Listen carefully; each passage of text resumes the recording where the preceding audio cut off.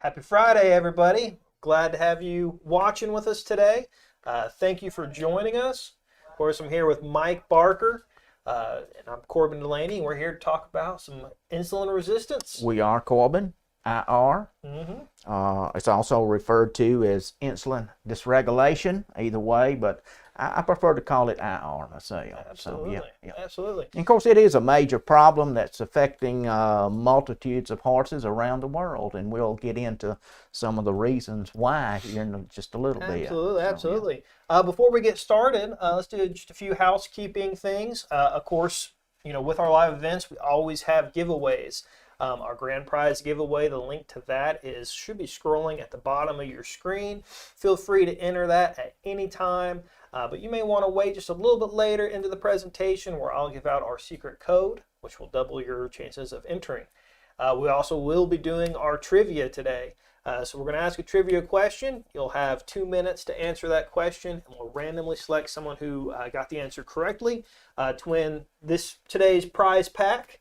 Today's prize pack includes our Farrier's Finish, our hoof clay, a t-shirt, a cap, and then I change things out a little bit. Usually you have a different product Yes, today. sir. Usually we do our breeder's formula, but today I'm going to do Compose. And that is a calming. It's an Yes. all-natural calming agent. Well, for the I horse. figured we are, a week and a few days away from the 4th of July. Absolutely. A lot of your horses might be a little bit nervous to the noise of the fireworks, the booms, the excitement, the trailering, if you're going to be taking your horse to vacation or something along those lines. And so Compose is going to be a great product to help settle that horse, calm that horse in that situation. So we're going to give a package of this included in our prize pack. Let someone try. Of course, this can be fed daily, or it can be fed by an event. Sure, so absolutely. Just as needed, if you'd like And to do if that. you do it on a per event basis, you want to allow sufficient time for the horse to absorb that, which is typically somewhere in the neighborhood of about 2 to 3 hours. It has a little tryptophan, magnesium, and thiamine in it. Absolutely. So all natural. It's a non-sedative type product, so the horse can fully function. Sure. Absolutely. Yeah. So that's going to be our prize pack. We're going to do 3 trivia questions, so we're going to be giving away 3 of those. So you've got several chances to win some free product today. Again, thank you for joining us. And back to the contest real quick. I just forgot. The contests are for the U.S. only. I know sometimes we get some international viewers, which we're so happy to have you on if you're watching internationally. But unfortunately, due to those international giveaway laws, we are only able to do this in the U.S. Also, we will announce the winners live. So we will not message you. We will not send you a link or ask for a credit card. So if someone does that, it's not us. It's somebody else. Yeah, somebody else. Yeah. Definitely don't give away that credit card. That wants your money. Absolutely. Well, we have several people watching from all across the United States today. We have Virginia, Indiana, Mississippi, Ohio, Jersey. Wow. So a lot of viewers, and I know that they're probably getting ready to actually listen to our presentation. Sure. I know that, me personally, when I was doing a few shows, when I talked to people about insulin resistance, one of the common questions is, why do these insulin horses have such bad feet? And that's really what kind of brought on the idea to do this live event. It's not only to talk about those insulin resistant horses, but why that's so common for them to have these hoof problems. And it is indeed, Corbin, yes. But, as we get into this, Sure. I think the first thing we need to do is establish what exactly is insulin resistance. That would be a good starting point in itself. Absolutely. And if you'll allow me, in just a few sentences, I want to kind of give you a quick overview as to what insulin resistance is, and then we're going to take a break from that, and then we're going to come back to that and go into a little more detail as to actually what's going on in a horse if a horse has this specific problem itself. Of course, when we talk about insulin resistance, then that kind of tells us up front that we have an insulin problem to begin with. Absolutely. And of course, that insulin is being produced by the pancreas of the horse itself. So if we were taking a look at what's in the bloodstream of the horse with an IR horse, then we have an abundance of insulin which is a hormone. It's supposed to be there, yes, but not in the amount that's going to be in our horse itself. Of course, not only are we going to have an abundance of IR that's floating around, but we're going to have an abundance of glucose, or sugar if you want to call it that. And of course, whatever that horse is consuming, whether that's a forage, whether that's a feed, it has carbs in it, and that is sugar itself. That is glucose. And when a horse consumes a meal like this, then the glucose level is going to rise within the bloodstream itself, and then the insulin comes into play to help regulate that, to eliminate that out of the bloodstream. And we'll go into further detail here in just a few minutes. Absolutely. Absolutely. Well, Mike, let me ask you this. We've kind of established what insulin resistance is. Is there a specific type of horse? Is there different breeds, so on, that might be more conducive to develop? Sure. In fact, that's a very good question. Are there certain breeds that are predisposed to this problem? And to answer the question, yes. You have your Morgans, you have your Andalusians, you have your Arabs or Arabians, your Passos are subject to this. Certainly your ponies, your minis, your donkeys, and even your Mustangs are very much subject to this particular problem itself. And if we look at the age of these particular horses, we're looking at anywhere from about a 5 to 15-year-old horse on average. In other words, a young to a middle-aged horse is more subject to this problem. And I think one of the questions that was actually sent in on Facebook earlier was, why do we have that problem today? Absolutely. And that is a good question itself. 50 years ago, we didn't have this particular problem that we knew about. But times have changed. And we're going to go into a little more detail concerning why this has come about as well, Corbin. Absolutely. Absolutely. Yeah. Well, if you're watching today, I would love to hear what kind of breed that you own. Sure, let us know. We just talked about, what are some of those candidates. And if you have an IR horse, let us know. Let us know if you have an IR horse and what breed it is, and just for fun, just to see what everyone has. Okay, well, we know that insulin resistance can be difficult for a horse owner to know that they're having a problem with that. So what are some of these clinical signs? What are some things that we can look at from a horse owner standpoint that might catch us on to, okay, my horse has got a problem, it has insulin resistance? One of the things that's directly tied to this particular problem, and if Mr. Will would put up slide number 1 for us here. Okay, we got that up. If you'll take a look at this for just a minute here. This is some research that was done. Well, there's 2 parts to this. There's some research that was done back in 1990 by part of the Agriculture Department. And they done a little research, spending a little time trying to determine how many horses in 1990 were overweight. And their conclusion was about 5%. Today, there's been several states, several countries that have put forth an effort to make the same determination. And of course, one of those was the state of Virginia that you can see there, North Carolina. As far as an international standpoint, the Scots has actually done a survey. And if we've done an average, about 50% of our horse population today is overweight. Oh, wow. Okay? So from 1990 up until today, we've had a major change in body condition score when it comes to our horses. Absolutely. All right? So we can determine then that 50% of our viewers watching today have an overweight. That is a right assumption. Okay? So one of the clinical signs is, number 1, we have an overweight horse. We have an obese horse. And if that horse is in that 5 to 15-year-old time frame, overweight, then we need to be concerned. Okay. Because another thing that we need to be very mindful too, and that is the first 10 years of the life of your horse is going to determine the future and the outcome and as to whether or not you develop these metabolic conditions. Oh, wow. So we need to be very mindful of that, and we need to start providing the right nutrients to the mare at conception, and then we need to continue that, and we need to monitor our body condition score.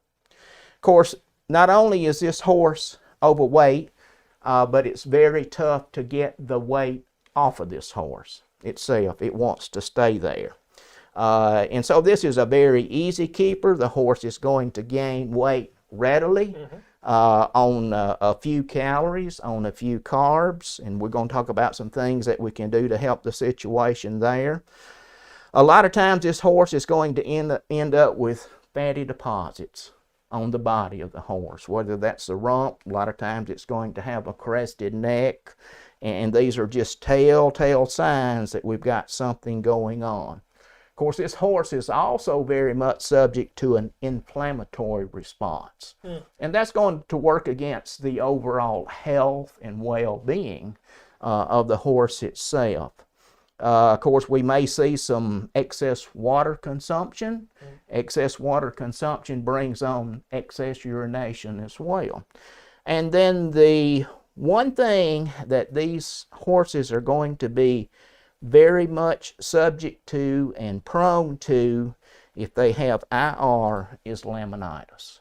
Absolutely. And that's one of the major problems that's going to affect the foot of this IR horse is laminitis itself. And we'll talk about this a little more in detail here in just a few minutes as well. Okay. All right, Mike, well, let's go back a little bit and kind of discuss what's happening inside this Okay, IR horse. sure. All right, one thing that we need to realize too, that IR is one of the components of an EMS horse, which is equine metabolic syndrome. Okay? So if a horse has been diagnosed with EMS, number one, they have insulin resistance. The second thing that horse that we're going to visibly see is that horse is going to be obese, it's going to be overweight, and then the third thing to put that horse into this EMS class is that that horse has either had a bout of laminitis or is very much subject to that particular bout of laminitis itself. And so at this point, I think we're ready to ask our first question, Corbin. Okay, you want to do our first trivia question? Let's do our first trivia question. All right. All right, everybody, this is going to be our first question of the day. We're going to have a total of 3 of these questions, and again, the prize pack for this will be the Fairish Finish, the Hoof Clay, T-shirt, hat, and then again the Compose, which is going to be again great to try with the 4th coming along. So we're going to give you 2 minutes to answer the question, and then while they're answering their question, I'm going to ask you a few questions. Sure. All right. Of course, when we announce these on Facebook, I like to ask everyone who's attending to please submit a question, and then we look at that question and try to answer it here. So for our first question, what is the average age of the horse with insulin resistance? What is the average age of the horse with insulin resistance? You have 2 minutes. Good luck. And if you answer it correctly, you will be participated in one of the randomly selected individuals to win. All right, well, let's answer a few questions. Sure, absolutely. Okay. What do researchers think the cause of so many IR horses is in today's world? My mom and granddad had horses when I was a kid, 50-ish years ago, that lived to old age, that never had the problems it seems that our modern horses have. Okay, very good question. Why? What caused the difference there? And I think I have gave you one indication, and that's our obesity problem with our horses there. Absolutely. Okay. Another problem that is facing our horses today, not only are they overweight, but there's a lack of exercise on their part. Mm-hmm. And maintaining the correct body condition score and allowing these horses to exercise, or us providing the opportunity for the horse to exercise, is a great benefit to this IR horse in itself. Of course, another thing too, we mentioned some certain breeds. Mm-hmm. Say the Mustang, Okay. or the donkey, or the mule, or the pony, or whatever, and these other ones that we pointed out there. Those horses, way back when, had to defend for themselves. Absolutely. In fact, a lot of times they had some rather harsh conditions as far as weather conditions that they had to go through and had to survive during the winter months. Mm-hmm. So what these horses have the ability to do when there's green, lush grass available the other times of the year, that is to take that, convert that glucose into glycogen, store that as far as fats go, and then during the winter months when times are harsh, there's very little for them to eat as far as being a feral horse itself, then they used up the fat reserves to get them through the winter. Absolutely. And this was a continuous process. And not only was that a contributing factor, but these horses had to walk miles a lot of times to find enough grass for them to consume and to eat. And so we've taken these different types of horses that we just mentioned, and we're providing them with everything they need today. So these horses still have the ability to store, but they don't have those harsh conditions during the winter months to eliminate that. Absolutely. And it just keeps building up then. Absolutely. And that's a very simplified reason as to what else is going on in these horses. And I think the key to that question too is, she says, 50-ish years ago, Yeah.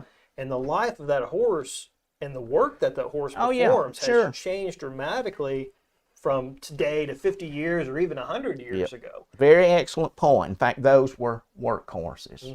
Absolutely. They worked all day. They were fed, but then what they fed went in to rebuild and to keep them going. Absolutely. Sure. Absolutely. Yeah. Good point, Corbin. Well, I think our 2 minutes is up. So let me, I guess, answer the question real quick. What is the average age of the horse with insulin resistance? And like Mike said, young to middle age, 5 to 15. Right. And so we do have a winner, it looks like. Can you pull up the winner just a little bit, Will? There we go. Okay, our winner is Andrea Krellner. I believe that's how you Krellner. pronounce it. If I mispronounce your Andrea. name, Yeah. I apologize. Yeah. I'm not great at pronouncing names. Congratulations. You can email us at cservice@lifedatalabs.com. In the subject line, you can put live giveaway winner, and we will need your t-shirt size, and we will need your shipping address. And again, you will win this little prize pack here of our Farrier's Finish and Hoof Clay, which are wonderful topicals, the Compose, which is our calming supplement, a t-shirt, and a hat. So congratulations. And we've got 2 more live questions to go, and then we also have our grand prize giveaway that you definitely don't want to miss out on. Okay, Mike. Well, Corbin, let's you're continue gonna go back and talking about what's going on with the horse Okay, that has sounds great. IR. Okay. Great. So the endocrine system of the horse is what's involved, number one. And when we take a look at the endocrine system, it's made up of multiple organs, different glands, different tissue, and so forth. And of course, the function of these organs is to produce certain hormones. And these hormones have a certain purpose to help regulate or to help metabolize or whatever the situation may be there. And of course, these different hormones can affect reproduction. And this is especially true in our horse itself. A lot of times these IR horses are mares. They won't cycle properly, and when we go to breed them, they won't settle as well. So it's going to affect reproduction. It's going to affect growth. It's going to affect the metabolism of the horse. And that's what's going on in an IR horse. We don't have the proper metabolism that's going on there, okay? And so when we talk about the particular organ that's involved, we're talking about the pancreas. And as that horse consumes that particular meal that has the carbs, it has the sugar in it, then the pancreas is being triggered to create and to release insulin, which is being dumped into the bloodstream itself. And the function of the insulin, number one, is to bind to the tissues, and there are receptors on the particular tissues, and what the insulin does is it locks to the receptor and it opens up a gate, it opens up a door, and that allows this glucose or this sugar to pass into the tissue and out of the bloodstream itself. And so when we have an IR problem, we lose that key, the insulin that's unlocking the door. And then that horse becomes resistant to that then, from the fact that since the horse cannot expel the excess sugar from the bloodstream, then the pancreas continues to produce more insulin. And that's why we have a buildup of insulin in the bloodstream. That's why we have a buildup of sugar in the bloodstream itself. All right. Of course, we know that glucose, the carbs, is coming from what that horse is consuming. And so one of the things, and we'll talk about this later, as to what we can do to help decrease and provide that horse with what it really needs in place of that green lush grass or that grain that's providing the sugar itself then. All right. Well, now that we kind of understand what's happening inside the insulin-resistant horse, can you touch a little bit on why these insulin-resistant horses tend to have such bad hoofs? All right. Another problem that comes about with these IR horses is that, we've said this over and over, they're overweight. And that horse is going to have an abundance of what we call adipose tissue, fat tissue, that's going to be within the horse itself. That tissue is going to release a protein that's called adipokin. And what that does is that interferes, or that releases cortisol. And that's another no-no that we don't want either in abundance. But the cortisol interferes with the insulin even more. And when we have the problem to begin with, the cortisol is being released, that complicates the problem even more itself. And then we end up with an abundance of cortisol, we end up with an abundance of the glucose, and we end up with abundance of insulin. An abundance of cortisol is very detrimental and is very helpful in creating a bout of laminitis, okay? And we don't want that at all. In fact, laminitis is simply an inflammation of the lamina within the hoof capsule itself. And of course, when this is taking place with this inflammation within the capsule, then the blood supply, the blood flow to that capsule is being compromised then. And that's when we have the clinical signs of laminitis.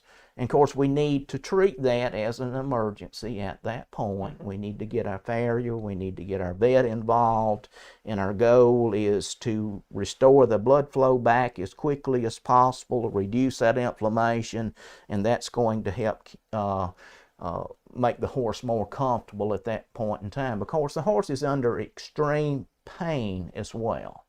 And we all know the clinical signs. If we have a laminitic horse, we won't get into that as well. So that's one of the most common problems with an IR horse, with a Cushing's horse, that's laminitis.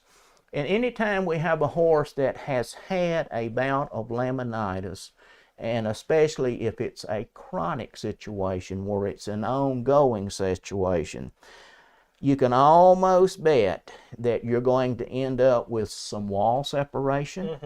We're going to lose that junction as far as the sole, the hoof wall where it comes together there in the white line.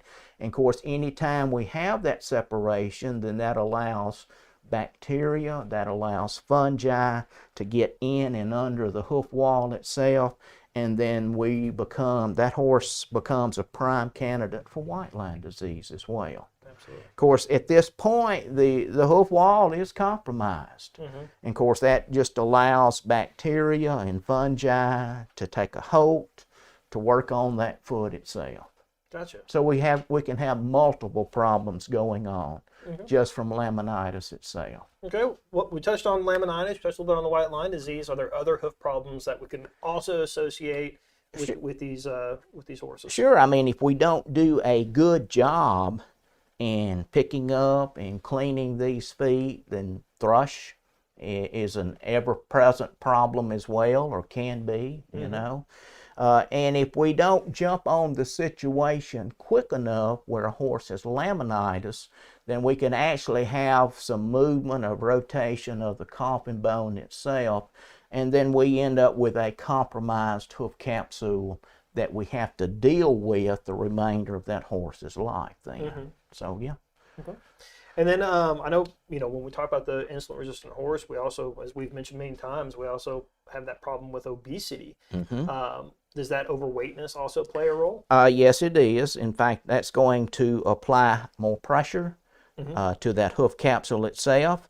If you have wall separation and you have the excess weight, then that's just going to help make that matter even worse. If you don't have wall separation, then a lot of times you're going to have flaring of the hoof walls.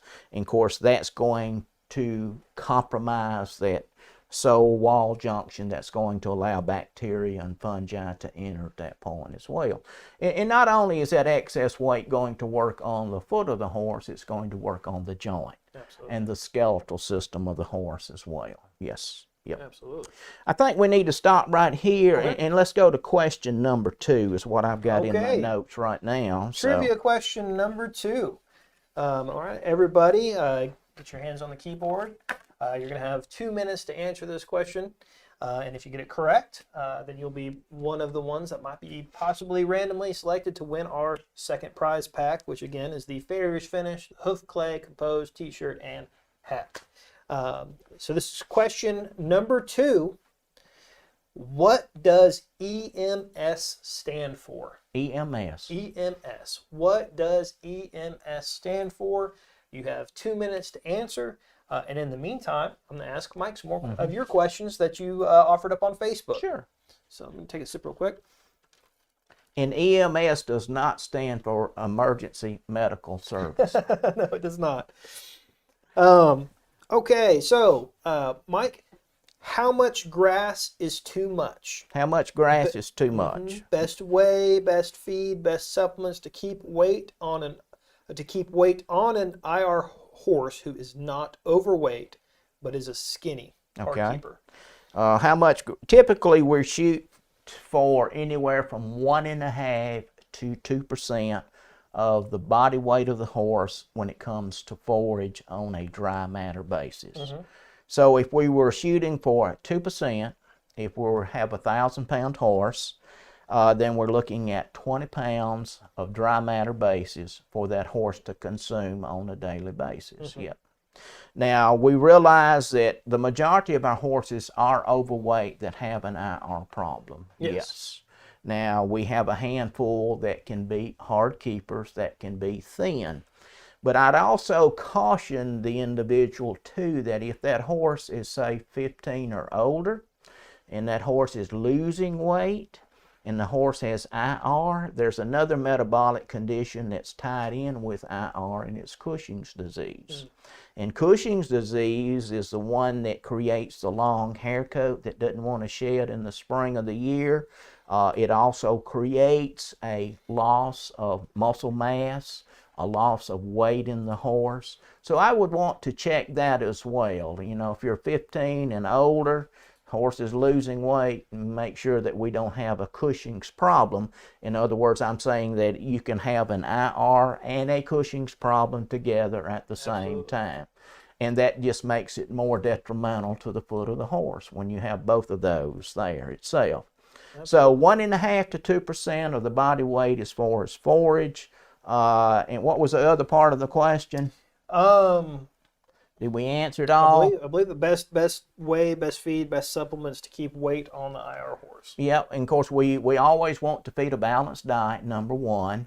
And of course, if this is an IR horse, then we can take a look at adding some sugar beet pulp, which would be a very safe choice to provide some additional calories to that horse. We can also look at some low carb, low calorie type feeds that are high in fat. And that's going to give us additional calories as well. I mean, we can also just simply add some type of an oil to the diet of the horse and accomplish the same thing as well. Yes. Okay. Yeah. All right. Well, I believe our 2 minutes is up here. I'm about to ask the same question again. What does EMS stand for? It stands for Equine Metabolic Syndrome. So we do have a winner.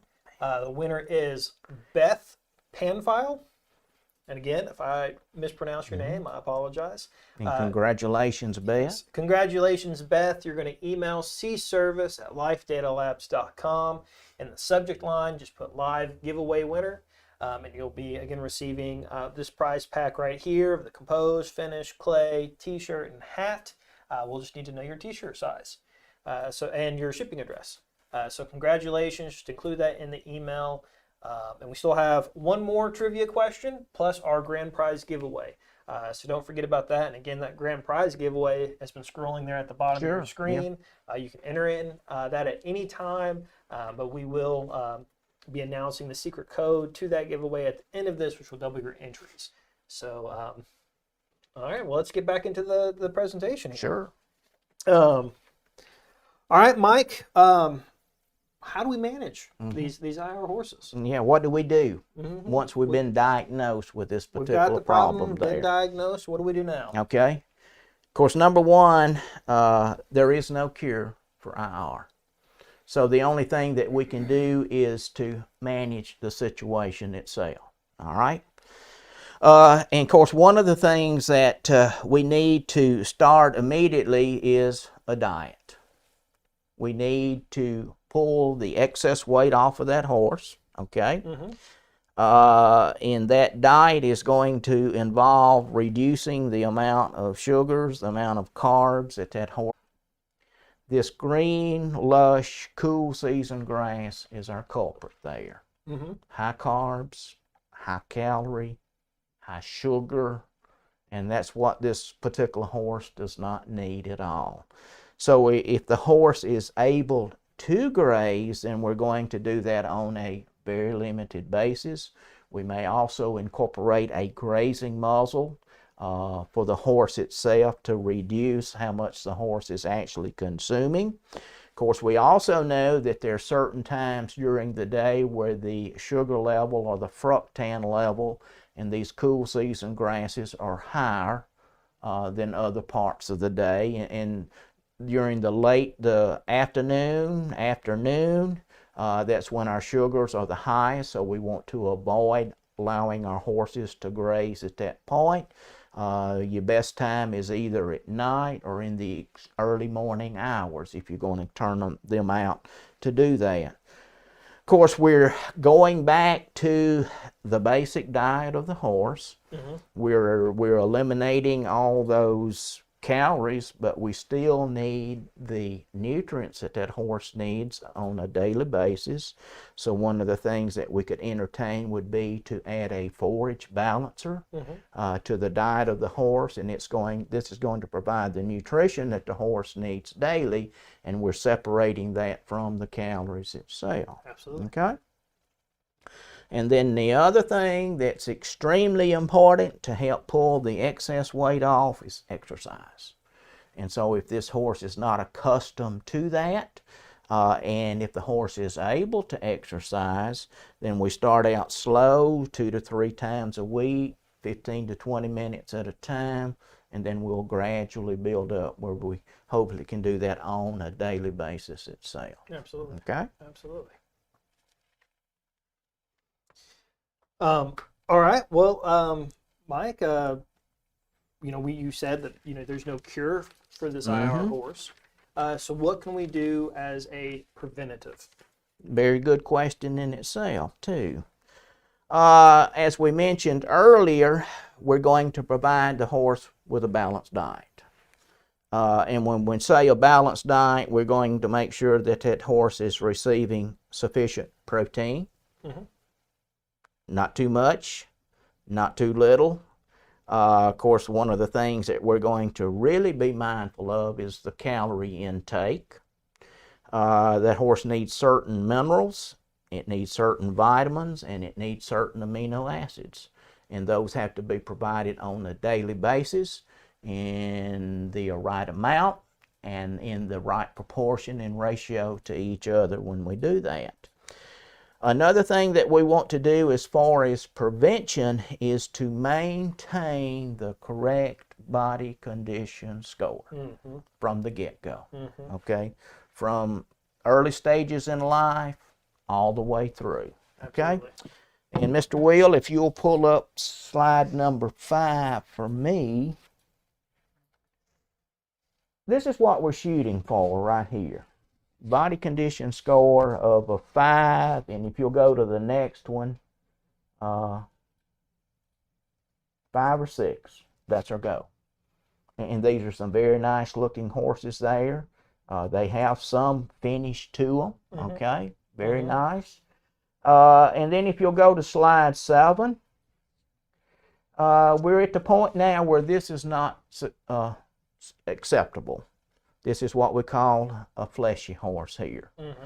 This horse is going to become prone to an IR problem if we don't do something about it. Let's go to slide 8. We see the next horse here, and we can see the horse is ballooned out considerably from a body condition score of 7. This is not acceptable at all. And then our last slide, number 9, this is the top of the scale here.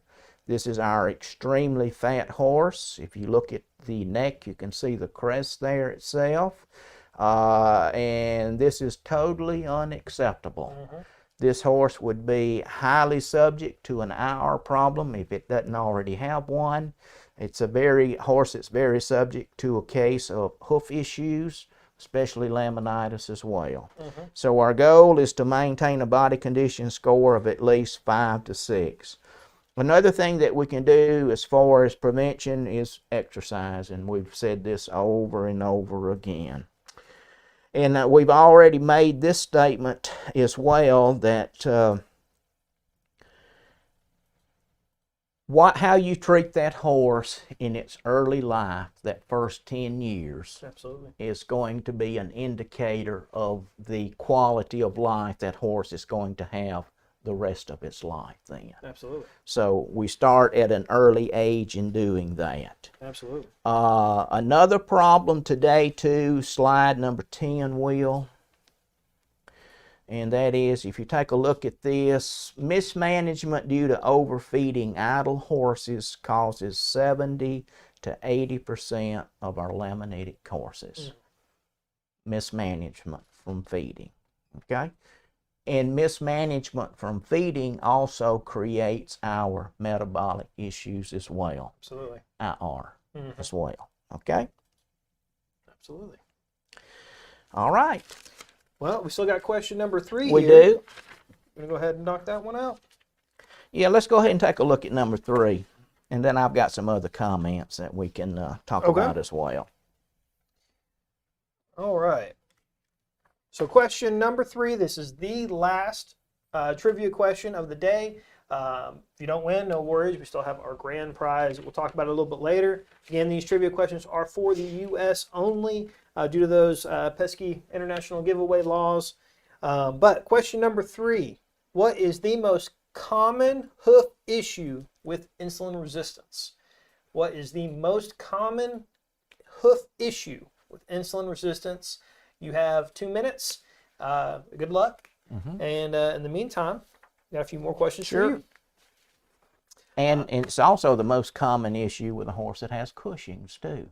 Oh, well, And if a horse has IR and Cushing's both, then that just compounds the problem even more. you definitely don't want all three. No. Okay. Okay, well, this is one we touched on a little bit, but why not hit it again? Can you reverse IR with diet and exercise? We cannot reverse it, but we can manage the horse. Absolutely. And that's what we're after there. At this point, you're just trying to make the horse as comfortable as possible and reduce the chances of more problems developing. That is absolutely right, yes. Absolutely. And so, but diet and exercise can help that. Yes. Diet, exercise is our goal, yes. Gotcha. And there are some medications that your veterinarian can prescribe, especially if we have a horse that's extremely difficult in getting that weight off. Some of your vets will recommend some thyroid L, which is one option, and then another thing that's recommended or is often prescribed is metformin as well. And of course, metformin is a human drug that's prescribed for folks that have a sugar problem or a diabetic problem itself. Yes. Okay.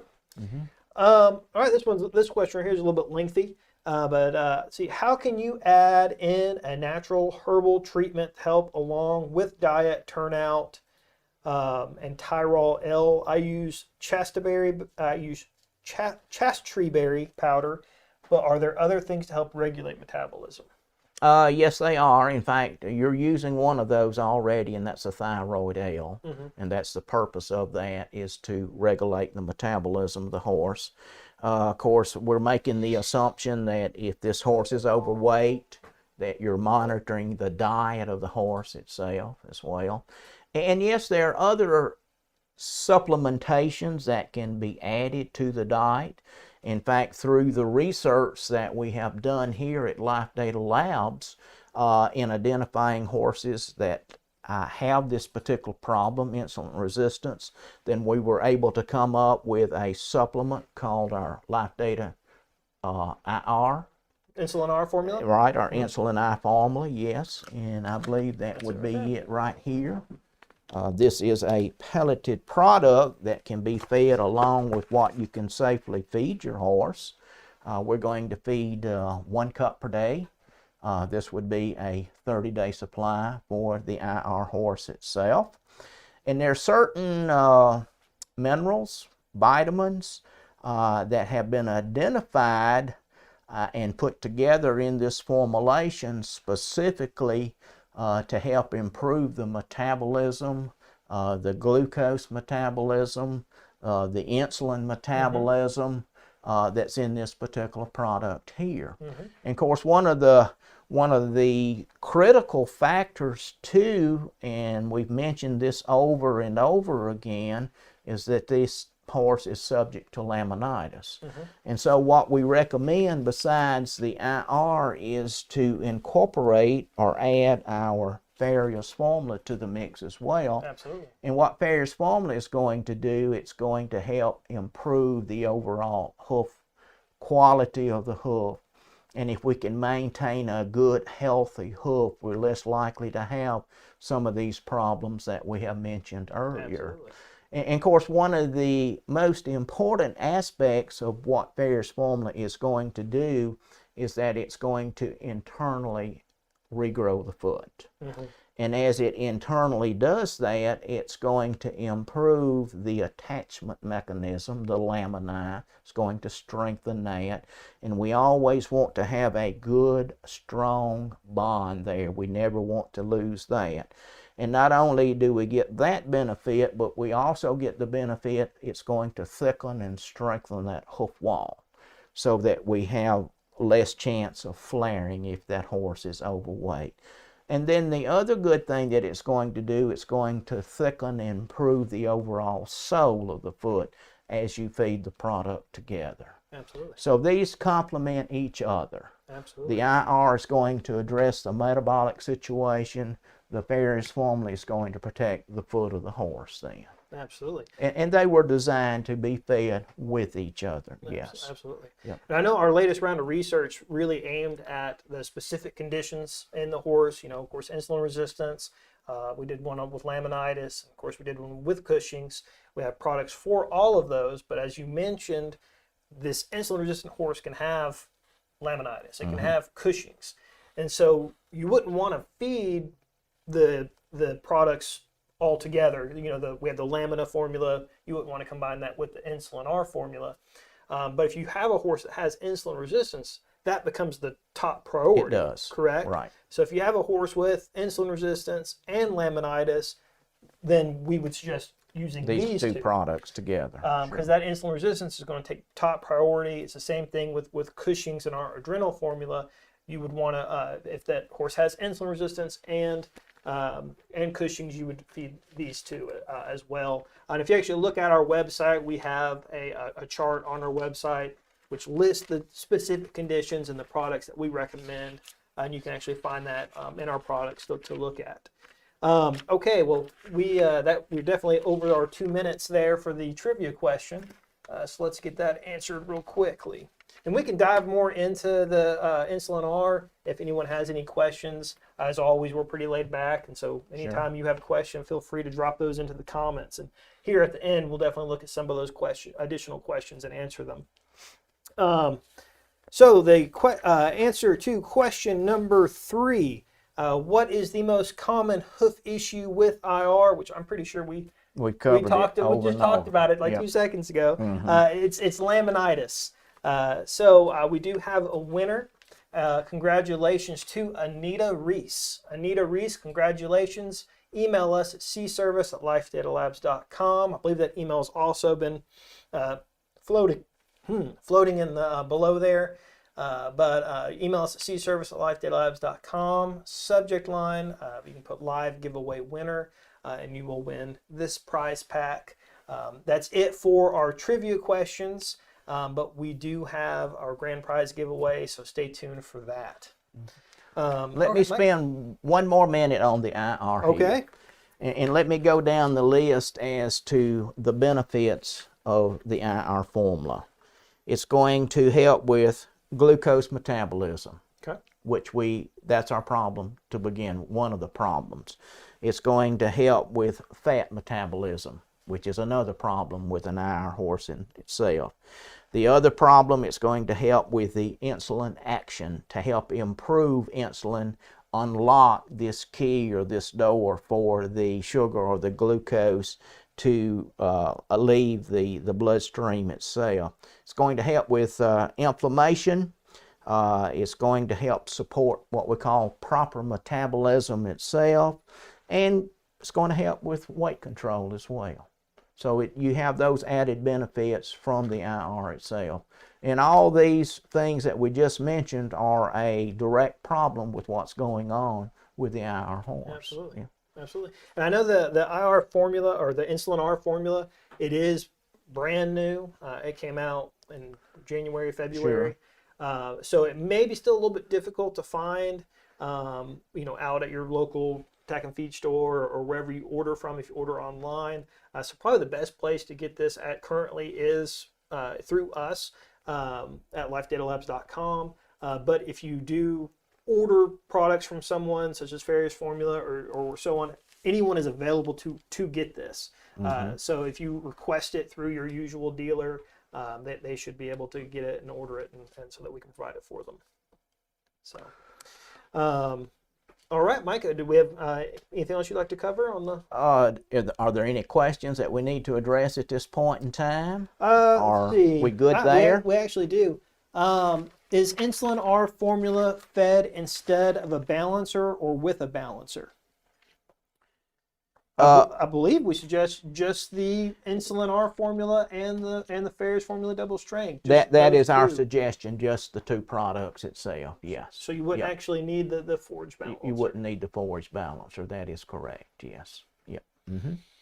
And then we had Beth would like to know a little bit more about the adrenal formula. Okay, it's for Cushing's, okay. and it's going to help control the cortisol level that's going to be in that cushingoid horse itself. It is a pelleted product just like the IR formulation. It will be fed 1 cup per day or 6 ounces per day, and that will be a 30-day supply for a 1,000-pound horse.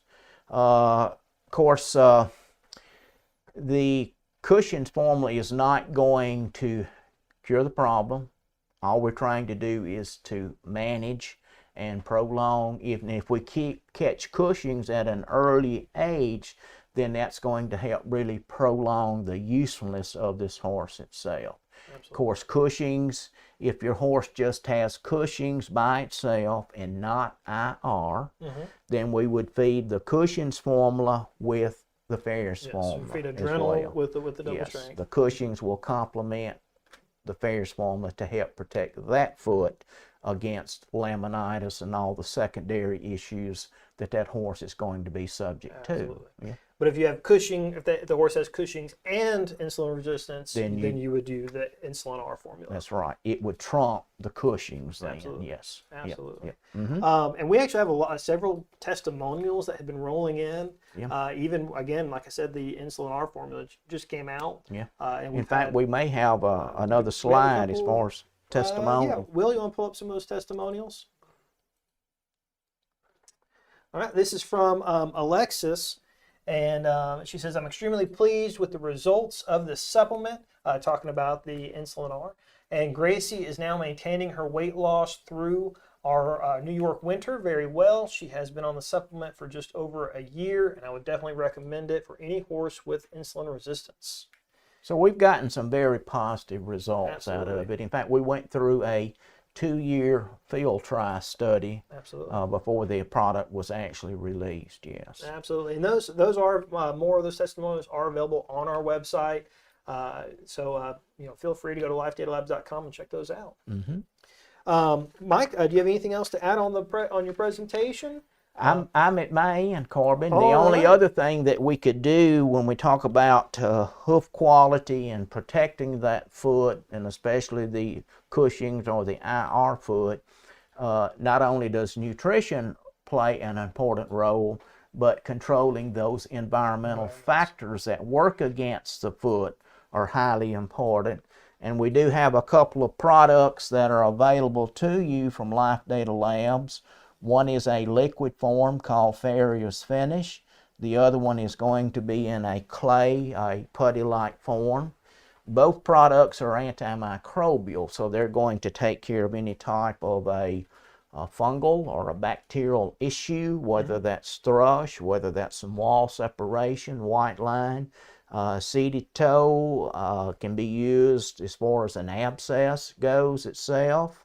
Multiple uses there, so it takes care of the bacteria, the fungi, and then the good thing about the liquid product, the Farrier's Finish, is that it has a conditioner in it, and it helps us during extreme wet conditions and also extreme dry conditions. And we know that if that hoof capsule is going from wet to dry, that takes a tremendous toll on that hoof capsule itself, and that's going to help alleviate that particular stress from the environment itself. And that's something I always tell people is, you can do everything you can nutritionally for the hoof, but if that hoof is sitting in an inch of water every day, if it's being exposed to harsh environmental conditions, all that new hoof growth that's going to be provided from nutrition is just going to be eaten up. That's correct. And so it really takes both environment and nutrition to get that fully developed hoof, the best hoof possible.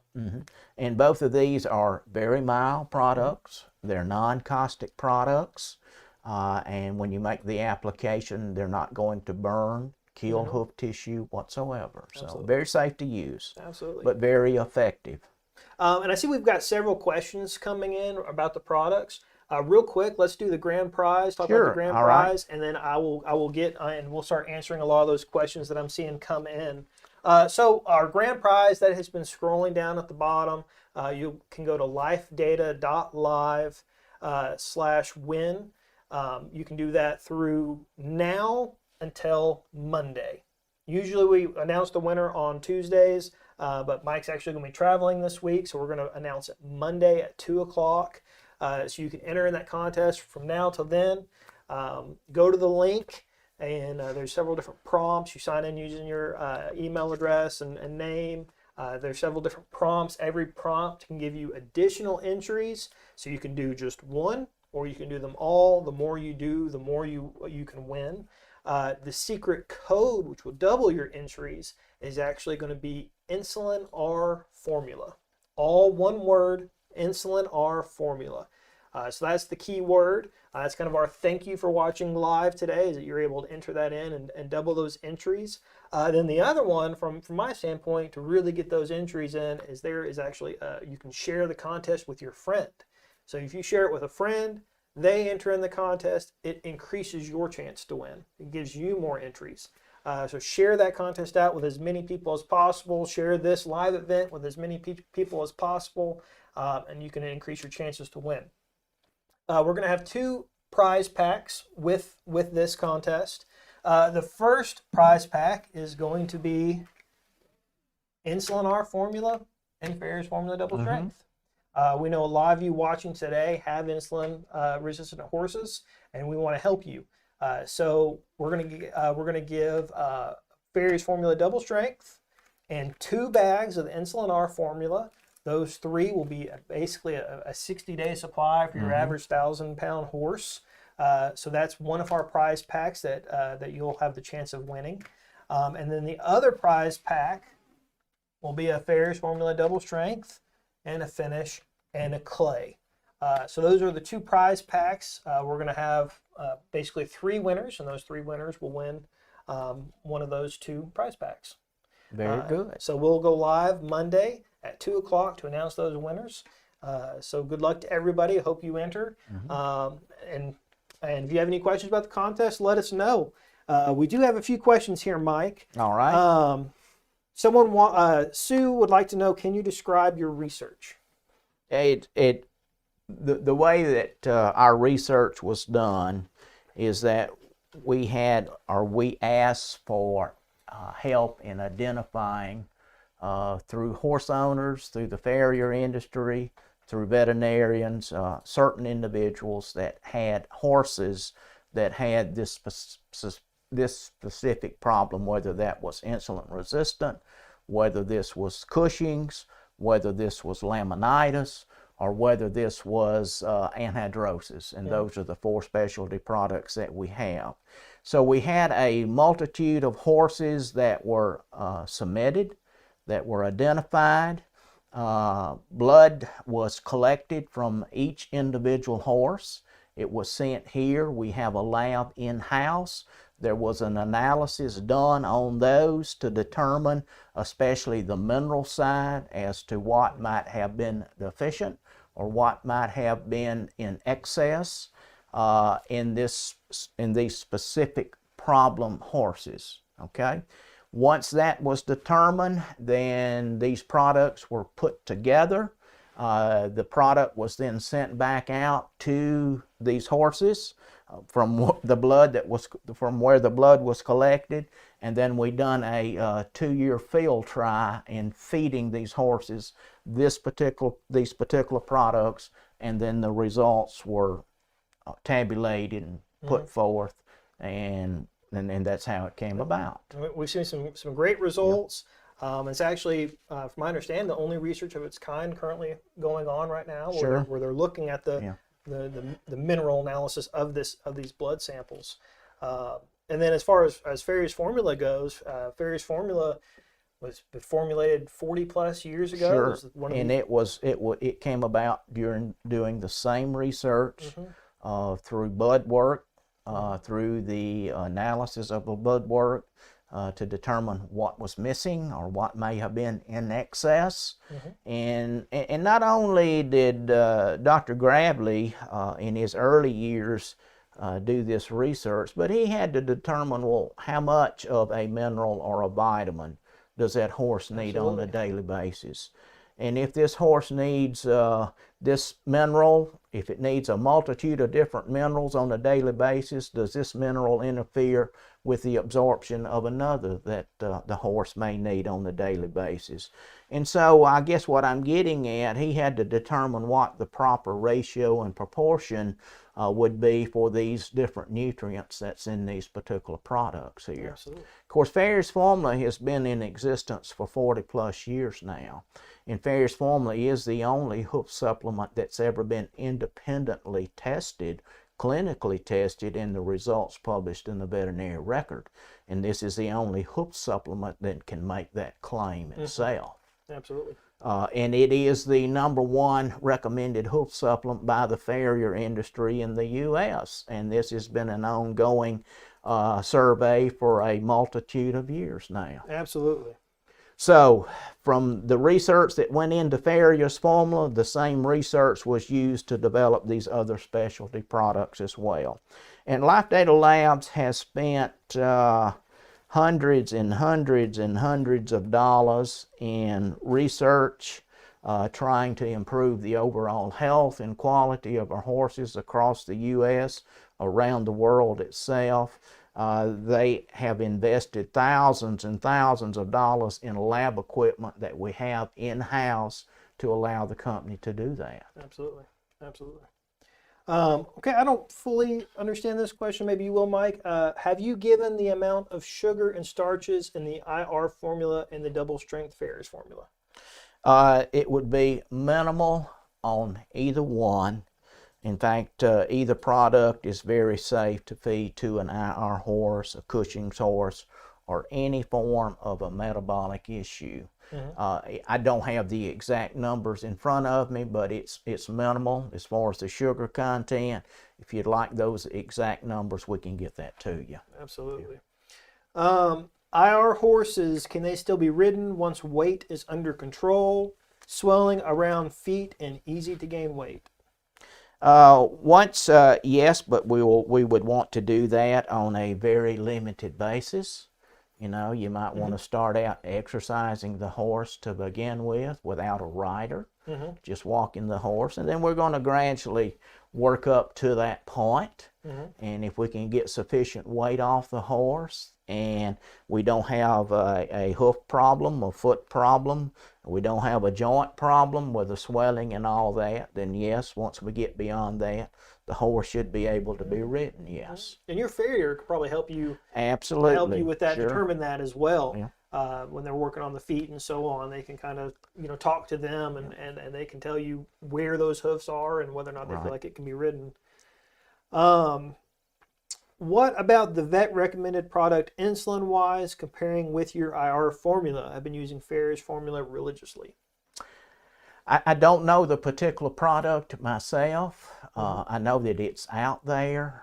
I don't know what's in insulin wise, and I can't really compare the two myself. So yes. Okay. Yeah. But I would say if it's something that your vet has recommended for you to feed to your horse, well, I'd certainly continue to do that. Yes. Absolutely. Yeah. And I know some of those different treatments and things the vet can provide don't necessarily interact with the insulin R formula, and they can both be used. Right. If you're ever concerned about over supplementing or combining products, we can actually talk with our vet here on staff, Dr. Scott Gravely, and he can help determine whether or not those can be used together. So you can, if you'd like to email us at cservice@lifedatalabs.com if you're interested in using that Insulin R formula and just want to check and make sure you're not overdoing it, never hesitate to do that, because we would be happy to take a look at that and help answer that question. Yeah, Dr. Scott Gravely would be more than willing to help you with that situation. Absolutely. Yes. Absolutely. Okay, so we're getting to the point of ending the presentation. So if you have any other questions, please drop those in before we leave. If we miss a question, if we didn't answer a question, don't ever hesitate to message us here on Facebook or to contact us at cservice@lifedatalabs.com. Mike, we did have this one right here. Okay. Trimming IR horses when they have foundered. That's a good question in itself, and the way that I would address that particular question you need to rely on the advice of your farrier, number one. Mm-hmm. We also need to keep in mind that each horse is an individual in itself when it comes to hoof care. So what may work on horse A may not work on horse B. Mm-hmm. So rely upon your farrier. Your farrier will be the professional that can tell you what needs to be done, how often it needs to be done as well. Absolutely.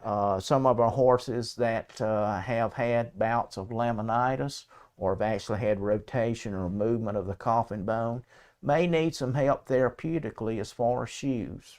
And that's up to the farrier when they make that call, and the vet as well. So Absolutely. yeah. Absolutely. But the important thing is rely on your vet, rely upon your farrier, and follow their recommendations. And you want to, by all means, maintain a regular schedule in doing that. You don't want any extremes there. Absolutely. So Absolutely. All right. Well, Mike, I believe that's it for the questions. As a reminder, don't forget to sign up for that grand prize giveaway. That link has been scrolling, lifedata.live/win. Our next live event is scheduled for the end of July. the 29th. Yes, and we're going to be talking about dry hoofs and dry hoofs and summer care. So you can actually go to lifedata.live/FB event to register for that. Or just go to our Facebook page. The link's up there as well. And we'll be doing that in July and at 2 o'clock, same time as usual. So we hope that you can attend that one. It's going to be another good one. And we'll announce the winners Monday afternoon. Yes. 2 p.m. Central. Yes, Monday at 2 o'clock Central. We'll announce the winners to the grand prize. So make sure you check back in with us on Monday. In the meantime, again, if you have any questions, please let us know. And do we have time for one more? Sure, One go more right that ahead. just came in. You haven't mentioned soaking hay to reduce sugars. Very good point there. One of the best things you can do is to test your hay, number one, to determine what the NSC content is going to be in your hay. If you don't have the ability or can't have your hay tested, then it would be beneficial that you actually soak the hay, because that will help remove some of the carbs and the sugar from the hay itself. You can read different things as far as the amount of time to soak, anywhere from 30 minutes up to an hour and a half.